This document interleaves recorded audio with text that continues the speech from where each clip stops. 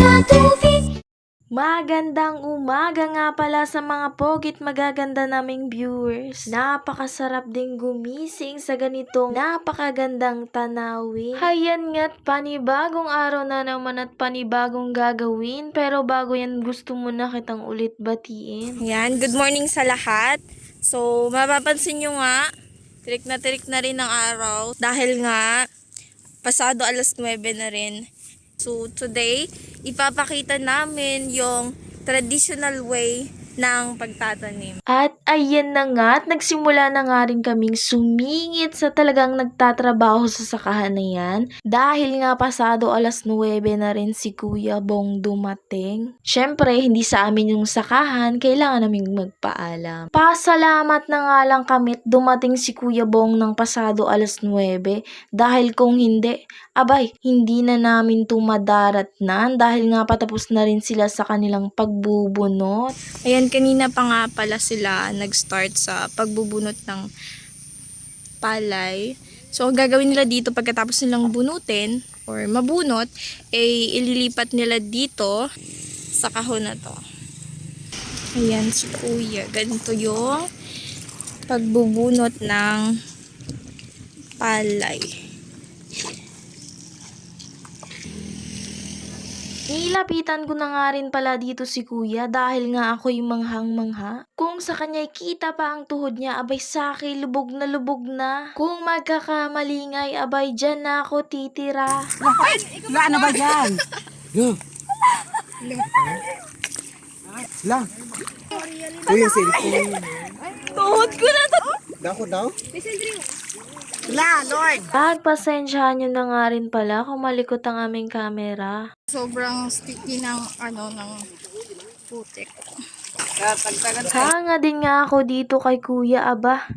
Kita na ngang lumulubog ang aming mga paa, makikipagtagtagan pa. Ayan, pagkatapos nga nilang bunutin, eto na, nililinisan na nila. Hinugasan na nga pala nila dito yung nabunot nilang tanim para matanggal yung putik. At pagkatapos ngang hugasan ay eto na, itatanim na nila sa lugar na dapat na kinalalagyan niya. Dito nga, hinayaan na lang kami ni Kuya na manguna at tatapusin na nga lang daw nila.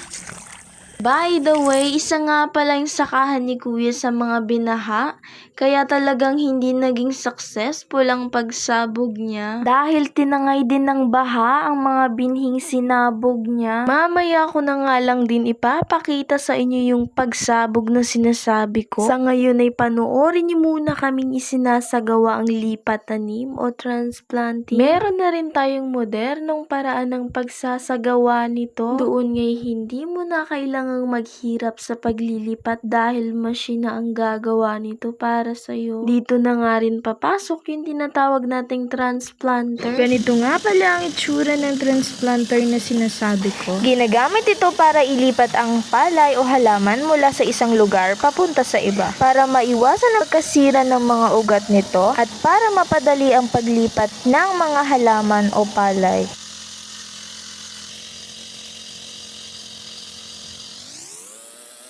Ayan, dahil nga nangako ako sa inyong ipapakita ko sa inyo yung pagsabog. Heto na nga po't ipapakita ko na. Dito nga sa lugar na to, ang kadalasan na kanilang ginagawa ay ang pagsabog. Dito nga sa paraan na to ay makakatipid sila dahil hindi na nila kailangang patubuin, bunutin at ilipat ang mga punla dahil diretso na rin po nila itong itatanim sa lupa.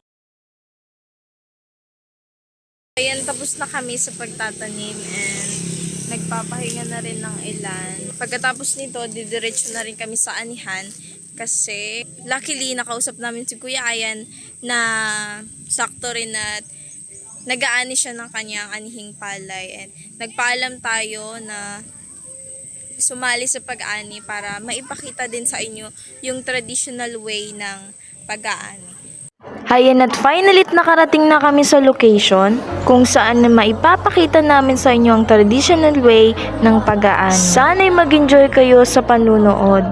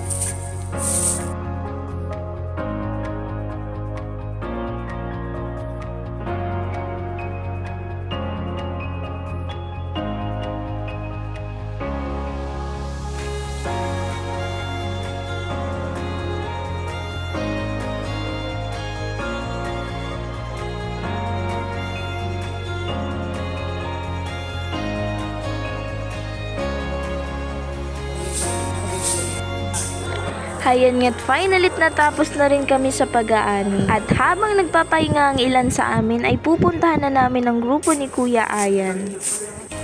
Dito nga ipapakita namin sa inyo ang modern way ng pag-aani. Sakto nga dumating na rin ang grupo nila Kuya Efren na magsisimula na rin sa pag-aani gamit ang harvester machine. Napansin ko ngang dapa ang mga palay na buong akala ko nung unay sinadya. Hindi rin pala dahil isa rin ang sakahan na to sa mga dinaanan ng baha. Hayan nga't sinimulan ko na rin pasadahan ng anihing palay.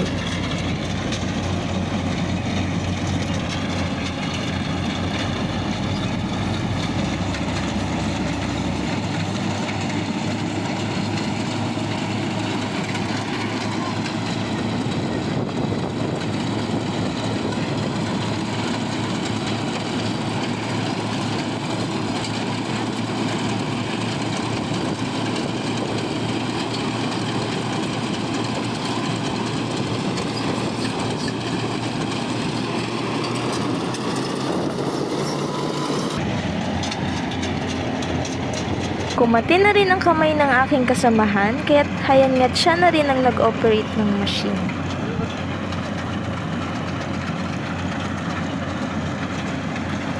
Ganyan nga po pala siya sa malapitan. Kahit nga dapa ang mga palay, kaya niya itong pasadahan. Ang mga asul naman na iyan ay sako na sumasalo sa mga butil na sipirado na agad sa tangkay. Hindi tulad ng tradisyonal na pamamaraan na mano-mano mo pang ilalagay sa treacer ang tangkay na may butil para ma-separate ang mga butil nito. Ang lumalabas naman sa bandang likuran ay sipiradong tangkay na pataba kapag nalusaw.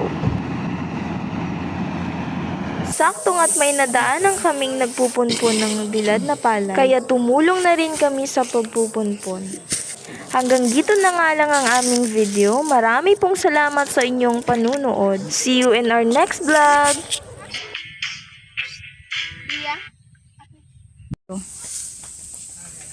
Tapos bagsak. Bagsak. Okay. So, ayan. Antay na.